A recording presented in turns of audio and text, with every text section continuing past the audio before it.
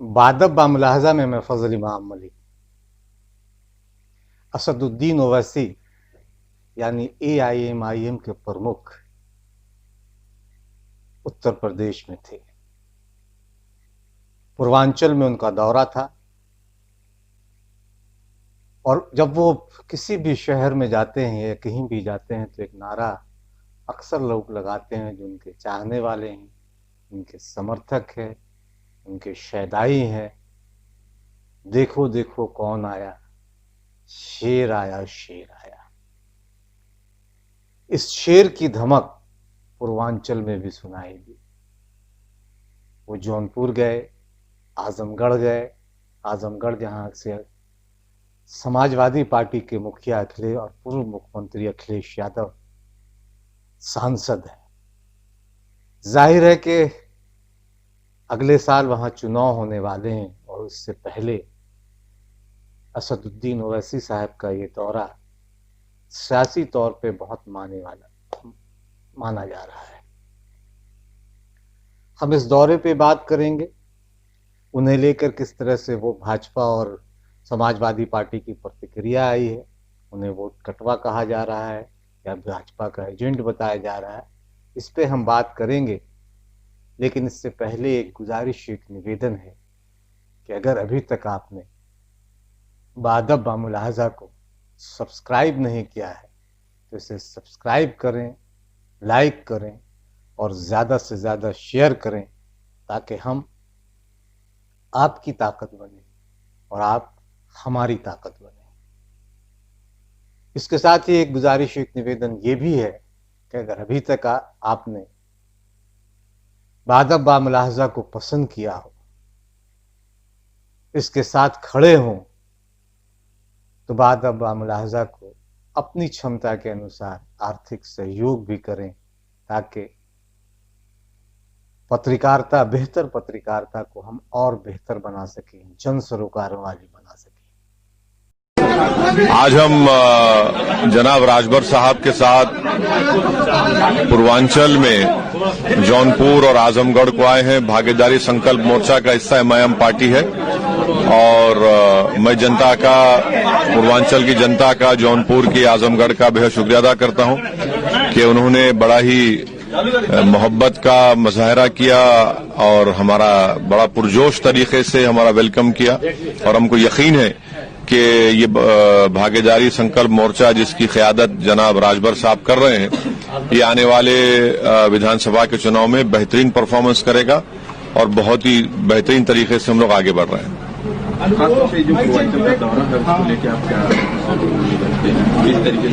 अभी तो हमारी शुरुआत हुई है। मैं पूरे यूपी में फिरूंगा जनाब राजभर साहब के साथ। पूरे यूपी के हर हिस्से में जाएंगे, जनता से मुलाकात करेंगे, क्योंकि कोरोना और कोविड की वजह से रेस्ट्रिक्शंस हैं। हमको उम्मीद है कि जब वैक्सीन दी जा रही है तो उसके 1-2 महीने के बाद जब जनसभाएं करने का मौका मिला वो भी करेंगे।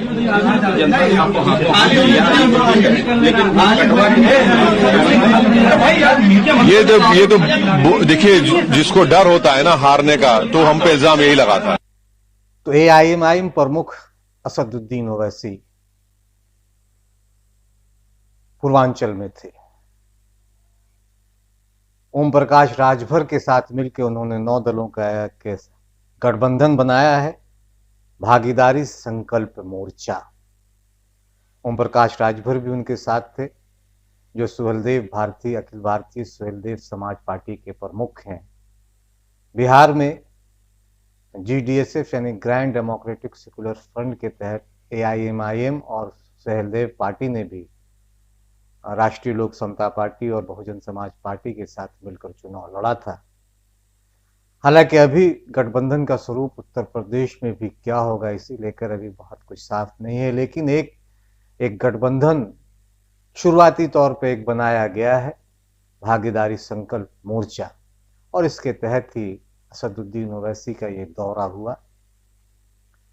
बिहार में 5 सीटों पर चुनाव जीतने से के बाद जाहिर है कि AIMIM के हौसले बुलंद है। एक बड़ी कामयाबी थी। महाराष्ट्र में तो पहले भी उनके उम्मीदवार जीतते रहे, लेकिन महाराष्ट्र, हैदराबाद और महाराष्ट्र के बाद वहां की सीमाओं से निकलकर एआईएमआईएम ने बिहार में भी धमक बनाई, तो इसकी धमक दूर तक सुनाई दे रही है। और जाहिर है इससे असदुद्दीन ओवैसी की छवि, असदुद्दीन ओवैसी का चेहरा और भी खास के मुस्लिम वोटों में, और मुस्लिम या दलितों को भी कहा जाए, उन दलित वोटों में उनका चेहरा मुखर होकर सामने आया है। वो पूर्वांचल के दौरे पर आए और जिस तरह की भीड़ उमड़ी, उससे समाजवादी पार्टी की पेशानी पर भी बल पड़े और भारतीय जनता पार्टी की भी परेशानी पड़ी। हालांकि अभी ये तय नहीं है कि बिहार का फार्मूला वहां भी, यानी फार्मूला के तहत ही चुनाव लड़ेगी एआईएमआईएम। अगर बहुजन समाज पार्टी के साथ भी उनका तालमेल हो जाता है, यानी इस भागीदारी संकल्प मोर्चा का, तो जाहिर है कि इसका संदेश बढ़ा जाएगा। दिलचस्प यह है कि जिस बाबतपुर हवाई अड्डे पर असदुद्दीन ओवैसी घंटा भर पहले उतरे और वहां से सीधे वो आजमगढ़ के लिए निकल गए, जो कि अखिलेश यादव का चुनाव क्षेत्र है। यहाँ से वो सांसद हैं। और 1 घंटे के बाद उसी बाबतपुर पर समाजवादी पार्टी के मुखिया अखिलेश यादव भी पहुंचे और उन्होंने असदुद्दीन ओवैसी को एक तरह से भाजपा का एजेंट करार दिया, जिस तरह से अक्सर बिहार में भी कहा गया, राष्ट्रीय जनता दल ने भी कहा, तेजस्वी यादव ने भी कहा, और कांग्रेस ने तो कहा ही भाजपा का एजेंट, और उधर भाजपा उन्हें वोट कटवा कह रही है। लेकिन अखिलेश यादव को ये बात भूलनी नहीं चाहिए कि जब जनता दल की सरकार के मुखिया बने थे मुलायम सिंह यादव, तो बहुमत से कम थे, और जब पहली बार मुख्यमंत्री बने थे जनता दल की सरकार, तब भारतीय जनता पार्टी के कंधे का सहारा उन्होंने उत्तर प्रदेश में लिया था। और बिहार में लालू यादव जब पहली बार मुख्यमंत्री बने थे तो भाजपा के सहयोग से ही बने थे। इसलिए भाजपा की बी टीम अगर एआईएमआईएम को कहा जा रहा है, तो अपने गरिबान में भी आरजेडी को भी झांकना चाहिए और मुलायम सिंह यादव को भी। लेकिन इतना तो तय है कि असदुद्दीन ओवैसी की जिस तरह से पूर्वांचल में अपनी धमक से आने वाली सियासत की का एहसास दिलाया है, उससे कई कथित सेकुलर जमायतों को, बहुत सारे उन नेताओं को जो खुद को मुसलमानों का बहुत बड़ा हमदर्द या दलितों का बहुत बड़ा हमदर्द या पिछड़ों का बहुत बड़ा हमदर्द कहते आ रहे हैं, उनके लिए परेशानी बढ़ गई है।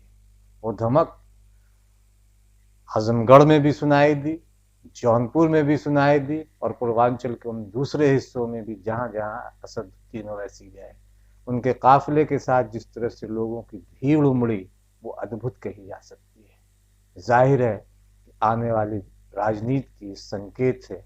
उत्तर प्रदेश में सियासत नया रुख ले रही है और बिहार ने जो कामयाबी एआईएमआईएम को दिलाई है, उत्तर प्रदेश उस कामयाबी को और आगे बढ़ाएगा। हालांकि बीच में बंगाल का चुनाव भी है और बंगाल में भी असदुद्दीन ओवैसी ने अपनी मौजूदगी का एहसास कराया है, और उन तमाम दलों के सामने जो खुद को मुसलमानों का बड़ा हमदर्द बताते आ रहे हैं, जो हर 5 साल पर मुसलमानों को किसी अंधे तहखाने से बाहर निकाल कर झाड़ पोंछ कर उसे वोट के लिए तैयार करते हैं और फिर उसी वोट के बाद फिर उसी अंधे तहखाने में डाल देते हैं, उनके लिए जरूर असदुद्दीन ओवैसी और उनकी पार्टी परेशानी का सबब बन सकती है।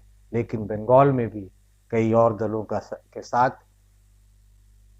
फिर चुनाव लड़ने का उन्होंने मन बना लिया है, तो जाहिर है कि वहां भी नतीजे चौंकाने वाले होंगे।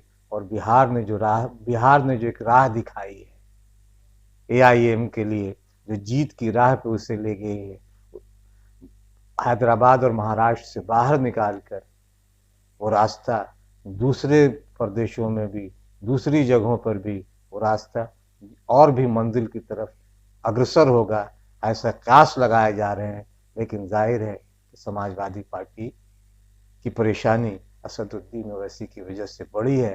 हालांकि भारतीय जनता पार्टी भी कम परेशान नहीं है।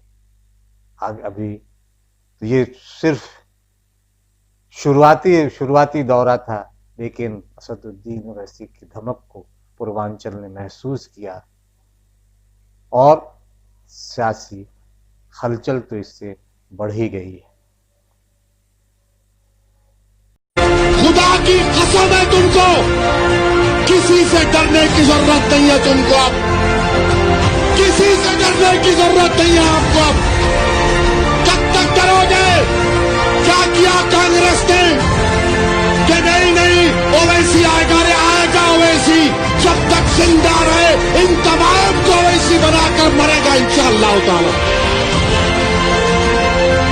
ये नहीं बोलना, वो नहीं बोलना, तुम्हारे आने से आरएसएस को फायदा होता तो फिर मोदी कैसे जीता 300 सीट? मेरी वजह से।